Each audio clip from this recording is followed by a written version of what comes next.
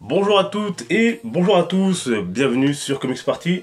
J'espère que vous allez bien, que vous avez même la grande forme. On se retrouve aujourd'hui suite à la vidéo de la semaine dernière. Si vous n'avez pas vu d'ailleurs, je vous invite à la regarder. Je vous remets le lien donc entre le crossover avec donc les Green Lantern et la planète des singes.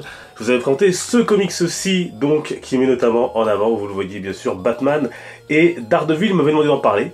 Et c'est ce qu'on va faire tout de suite avec donc ce crossover qui date de 1997 et qui, vous allez le voir, met le chiffre 2 assez en avant dans le cœur de l'intrigue, vous allez comprendre tout de suite avec la vidéo. Dans les années 90, les crossovers sont à la mode dans les comics. Des univers de toutes sortes se rencontrent, pour le meilleur ou pour le pire. Et le titre dont nous allons parler tout de suite nous intéresse surtout par la mise en avant de deux héros sombres et iconiques de leurs écuries respectives, à savoir Batman chez DC Comics et Daredevil chez Marvel. Deux personnages clés qui ont d'autres points en commun que leur noirceur, plutôt considérés comme des justiciers d'ailleurs que comme des super-héros. Ils opèrent le plus souvent la nuit dans leurs QG respectifs, Gotham pour l'un et Hell's Kitchen à New York pour l'autre. Deux héros, deux vilains, vous l'aurez compris, ce titre joue fortement sur la notion de double ou de dualité comme nous allons le voir, une dualité justement renforcée par la personnalité des deux vilains de ce récit donc, à savoir Double Face de chez DC et Mr. Hyde de chez Marvel.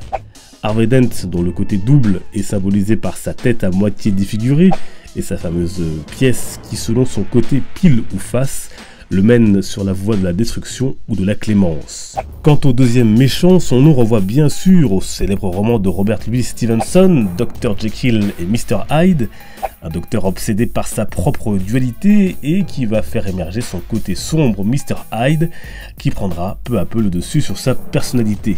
Le casting ajoute encore un nouvel aspect double car Matt Murdock et Harvey Dent sont deux hommes de loi, le premier étant avocat et le second ancien procureur.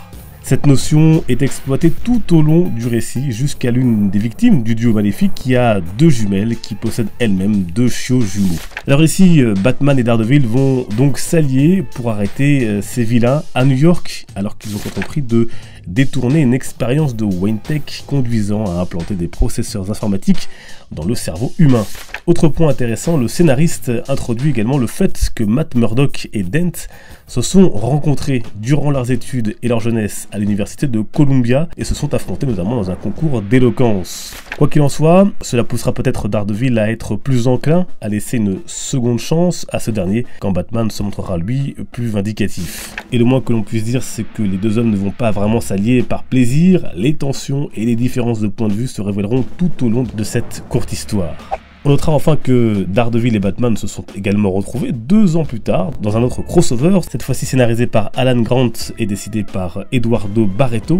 Les deux hommes se rencontrent alors que le diable de Hell's Kitchen essaiera d'arrêter Catwoman qui aurait dérobé des informations top secrètes au caïd. Voilà donc Batman Daredevil par Dan Chichester, donc publié en 1997 par Marvel Comics dans ce crossover Marvel DC, et on avait également avec ce titre, comme vous le voyez, un autre crossover dont on parlera peut-être une autre fois sur la chaîne entre Superman et le surfeur d'argent. On se retrouve sur les réseaux sociaux, n'hésitez pas à me suivre, vous avez tous les liens en description. N'hésitez pas bien sûr à partager cette vidéo si elle vous a intéressé, à vous abonner à la chaîne et à activer la cloche de notification pour être sûr de ne rien louper sur la chaîne bien entendu. Et nous, on se dit à dimanche prochain, portez-vous bien, les comics sont une fête, ciao.